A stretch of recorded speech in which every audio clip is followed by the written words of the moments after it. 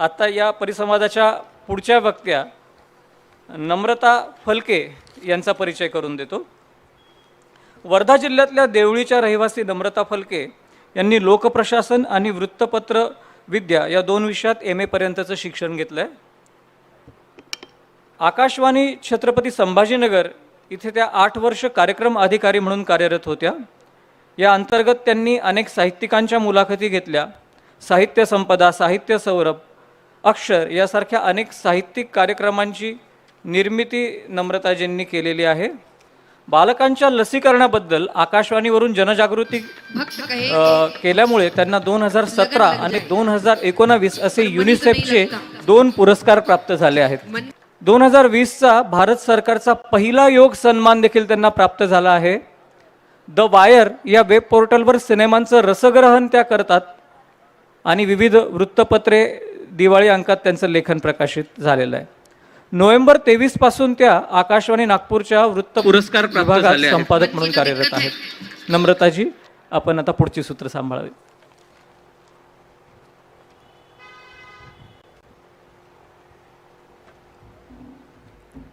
सर्वांना नमस्कार। वेळ खूपच व्यवस्थित दिलेला आहे सरांनी, सगळ्यांना सुसह्य व्हावं म्हणून मी तात्काळ विषयाला सुरुवात करते। वर्तमान तंत्रज्ञानावर आधारित मराठी साहित्य या विषयाकडे मी 2 पद्धतीने बघते।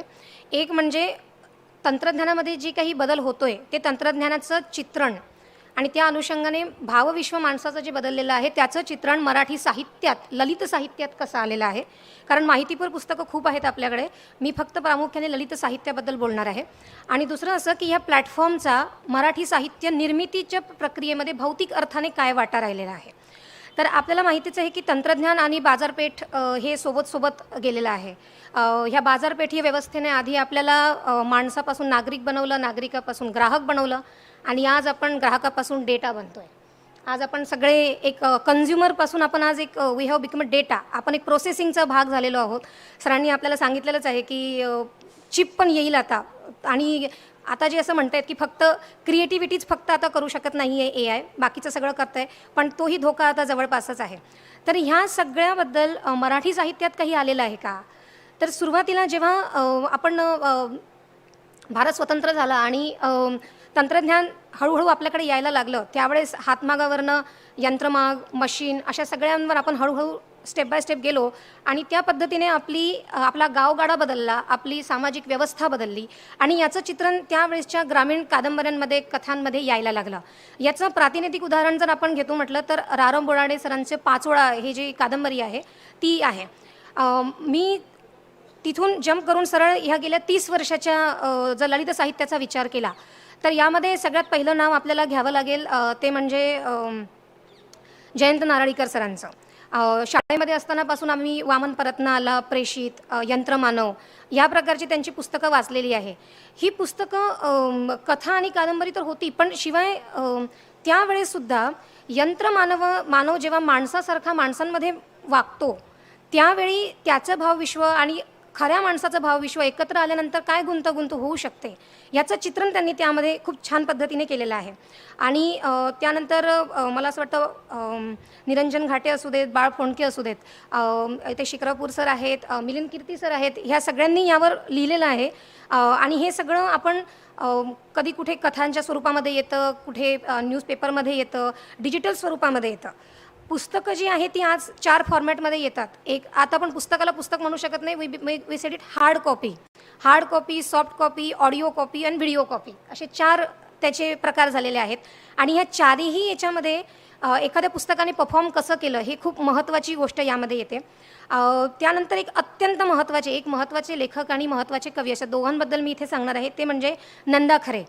नंदा खरे हे स्वतः इंजिनियर होते आणि अंताजीची बखर आणि बखर अनंत काळाची यासाठी ते आपल्याला माहिती आहे। पण त्यांची 2 महत्त्वाची पुस्तकं आहेत, एक नांगरल्या विण भुई आणि दुसरं उद्या। तर उद्या हे जे पुस्तक आहे हे पुस्तक सगळ्यांनी वाचलं पाहिजे, कारण ते अत्यंत वेगळ्या फॉर्मॅटमध्ये लिहिलं गेलेलं आहे। सगळ्या कथा आहे पण ती कादंबरी म्हणून त्याला पुरस्कार दिला जातो, कारण त्या सगळ्यांचा नायक असू द्या किंवा खलनायक असू द्या ते तंत्रज्ञान आहे त्यामध्ये। आणि नंदांचं जे हे पुस्तक आहे ते केवळ फॅन्टसी नाही आहे, तो येऊ घातलेल्या नजीकच्या भविष्यकाळाबद्दल एकदम जवळचा भविष्यकाळ त्यामध्ये आहे, तर त्याला वास्तवाची जोड आहे। त्यांच्या 2 प्रातिनिधिक कथांचं बद्दल मी ते एक सांगते. त्यातल्या एक आहे अस्तित्व नावाची त्यांची एक कथा आहे, ज्यामध्ये भविष्यकाळामध्ये जी सोसायटी येईल त्यामध्ये प्रत्येक माणसाला अस्तित्व कार्ड दिलं जाईल.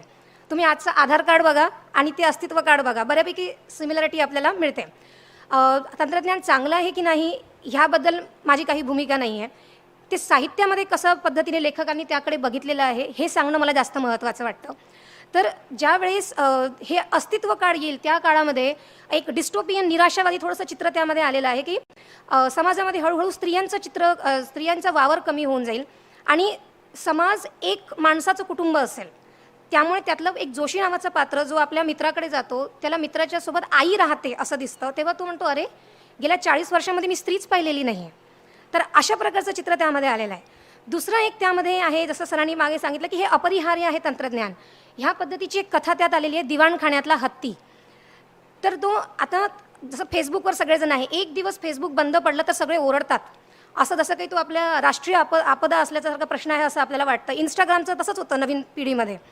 पण ते इतकं अपरिहार्य आहे का? ते जर कोणी फेसबुक नाही वापरलं तर काही राहतं का? म्हणजे आता आमच्याकडे ठाले सर नाही वापरत तर त्यांचं काही अडतं का? नाही अडत. पण तरीही तंत्रज्ञान आपण अपरिहार्यपणे स्वीकारलेलं आहे.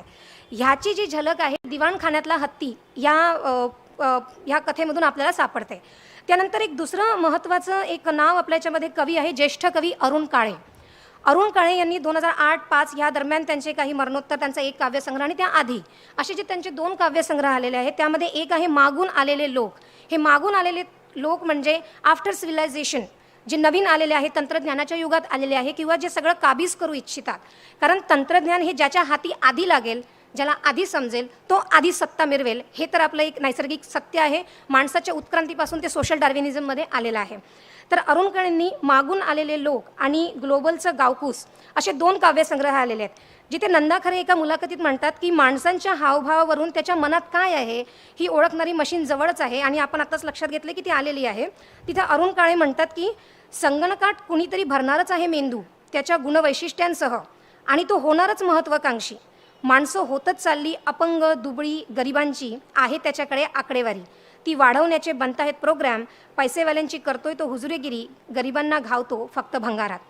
किंवा www. हे विश्वची माझा कटोरा.com या कवितेत ते म्हणतात, हे महाजाल, ही प्रचंड गती, ह्या समस्त भिकाऱ्यांनी नामशेष व्हायचं का? एक मी आधी म्हटलं की डिस्टोपियन आणि निराशाजनक चित्र जनरली बघायला मिळतं. कारण आपल्याकडे तरुण पिढीमध्ये तो दिवंगत झालेला आहे राहुल बनसोडे, त्याने फेसबुकच्या माध्यमातून तंत्रज्ञानाच्या बाबतीमध्ये काही चिंतन केले. त्यात तो म्हणतो की आपल्याकडे ड्रायव्हिंग लायसन्स अपडेट करायला 10 वर्ष लागतात. तिथे आपण अपग्रेड होणं हे खूप हळूवार प्रोसेस आहे आणि कदाचित ह्या प्रक्रियेत आपण मागं पडू. आणि ही मागं पडण्याची जी प्रक्रिया आहे ती तरुण पिढीला माहिती आहे, FOMO, fear of letting out. तर ही जी मागं सुटण्याची जी प्रक्रिया ही तशी भयावह असते आणि सोबतची जी स्पीड आहे ती सगळ्यांना ॲडजस्ट करता येत नाही. त्यातून ही जी एक गुंतागुंत भावनेंची तयार होते त्याचं चित्रण आपल्या साहित्यात आलेलं आहे. दुसरीकडे ज्याची आता ह्या सगळ्या डिजिटल टेक्नॉलॉजीचा म्हणजे कम्युनिकेशन टेक्नॉलॉजी ज्याला मी म्हणते त्याचा साहित्यात उपयोग कसा आलेला आहे. तर यामध्ये एक कवयित्री आहे जिचं नाव आहे योजना यादव. योजना यादवने तिचा पहिला काव्यसंग्रह हा मार्क झुकरबर्गला तिने अर्पण केलेला आहे. का अर्पण केला? कारण ती म्हणते की लेखन, प्रकाशन आणि वितरण ही जी काही साहित्य संस्थांची किंवा काही लोकांची किंवा काही प्रकाशकांची त्यामध्ये सत्ता असायची, मक्तेदारी असायची, ती ह्या व्यवस्थेने खोडून काढलेलं आहे. ही व्यवस्था अत्यंत लोकशाहीवादी झालेली आहे. त्यामुळे खेड्यातला एखादा कुठलाही माणूस 1 GB डेटावर काय करू शकतो हे ह्याचं एक पॉवरफुल एक यंत्र म्हणून याचा उपयोग केला जाऊ शकतो. रीच वाढतो आणि त्यामुळे तसं होतं. दुसरीकडे आहे पटेली, हा पहिला एक कादंबरी ज्याला महाराष्ट्र साहित्य संमेलनाचा, ज्याला महाराष्ट्र शासनाचा पुरस्कार आहे, तो पटेलीचा लेखकने त्याच्या पटेलीच्या 1800 कॉपी फक्त ट्विटर, इंस्टाग्राम आणि फेसबुकवर त्याची जाहिरात करून व्हर्च्युअली विकलेल्या आहेत त्याने. म्हणजे डिजिटल कॉपीने, हार्ड कॉपी त्याने विकल्या फक्त जाहिरात करून. डिजिटल तर वेगळीच मॅटर आहे ते सगळं.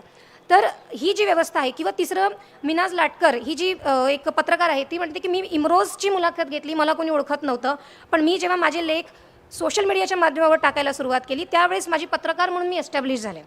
तर हा जो एक आपल्याला दोन्ही गोष्टीच्या सोबत चालवायला लागणार आहे त्याची ही सगळी तरुण पिढीतली उदाहरणं आहे की ही तरुण पिढी येणाऱ्या तंत्रज्ञानाकडे कसं बघते. आणि याचं दुसरं एक एक्झाम्पल मी देईल की प्रशांत पवार हे संपादक होते रसिकचे दिव्य मराठीची जी पुरवणी निघायची त्यात त्यांनी फक्त फेसबुकवर लिहिणाऱ्या लोकांना एकत्र केलं आणि त्यांना मेनस्ट्रीम मीडियामध्ये लिहायला लावलं. मी मेनस्ट्रीम हा शब्दसुद्धा इथे मला वाटतं इरिलेव्हंट आहे, कारण आता डिजिटल मीडिया हाच मेनस्ट्रीम झालेला आहे. आणि आता आपण बघतोय की काही दिवसांनंतर खरंच AI-चंच आपल्याला इथे संमेलन घ्यावं लागणार आहे. त्यामुळे ही जी सोशल मीडियावर ज्या ह्या सगळ्या गोष्टी चालल्या आहेत हे एक पॉवरफुल मीडियम होतं आहे. एक शेवटचं फक्त एक सांगेल की अल्बेयर कामू हे एक विचित्रवादाचा जनक ॲब्सर्डिस्ट म्हणून मानला जातो. त्याची एक कहाणी आणि मी थांबते एवढं बोलून की तो कॉफी शॉपमध्ये बसला होता आणि तो कॉफी पिऊन बाहेर निघाला आणि त्याला STD बूथवर एक माणूस फोनवर बोलताना दिसला. त्याने याची नोंद करून ठेवलेली आहे की ही किती ॲब्सर्ड आहे, किती विचित्र आहे की तरुण एक जिवंत माणूस एका मशीनसोबत बोलतोय. हे किती ॲब्सर्ड आहे. आज जर त्याने हे बघितलं असतं की आपण लग्नात सगळे एकत्र बसतो, एका काउचवर बसतो आणि सगळे आपल्या मोबाईलमध्ये दूरच्या मित्रांसोबत बोलत असतो, त्याने कायच केलं असतं. तर आता हा ॲब्सर्डिझम आहे. आणि त्याच्यापेक्षा भयानक एक ॲब्सर्डिझम आपल्या सगळ्यांच्या आयुष्यात घडतं, ते म्हणजे की आपण एखादा माणूस मेल्यानंतर त्याची फेसबुक वॉल चेक करतो, सतत बघत राहतो की आपल्याला स्वतःला आपण कन्सोल करत राहतो की नाही तो आहे, त्याचे पोस्ट वाचतो, त्याचं सुरू आहे आणि आपण विश्वास नाही ठेवत. आपण थोड्या वेळ ती वेदनेची प्रक्रिया लांबवतो त्यातनं. तर हा ॲब्सर्डिझम, हा विचित्रवाद जो आहे तो आपल्याकडे सगळीचकडे सध्या झालेला आहे. आणि त्यावर जे साहित्य निर्माण होते ते पण ॲब्सर्डिस्ट प्रकारचं आहे, एक्झिस्टेन्शियल प्रकारचं आहे. गीतेश शिंदे याचे जे काव्यसंग्रह आहे CCTVच्या गर्दच आहेत, त्यामध्ये सुद्धा त्याने ह्या ॲब्सर्डिझमवर त्याच्या चांगल्या कविता आलेल्या आहेत. तरुण लोकांमध्ये सुद्धा ते रिफ्लेक्ट होतं आहे. आणि जिथे कविता म्हटलं तर तिथे भावनेचा उतंबळा येतो, कारण तंत्रज्ञानावर कविता नाही बनवू शकत. तंत्रज्ञानामध्ये तुम्हाला भावना घालाव्या लागतात आणि हे भावना घालणारं तंत्रज्ञान आपल्या उंबरठ्यावर येऊन ठेपलेलं आहे. तिथे आपण माणसाचा विवेक जागृत ठेवून जर ते आपण स्वीकारलं तर कदाचित आपल्यासाठी ते इझी गोईंग होईल. धन्यवाद.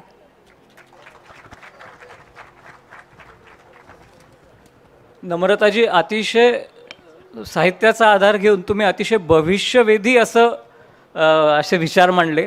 खरंच इथे जमलेल्यांना म्हणजे हा कार्यक्रम खरंच आता उपस्थिती वाढली याचा आनंद आहे, पण प्रत्येकाने ऐकण्यासारखं आहे. आपलं भविष्य काय असेल या विचारांची बीजं नक्कीच या भाषणांनी, या चर्चांनी आपल्यामध्ये पडणार आहेत.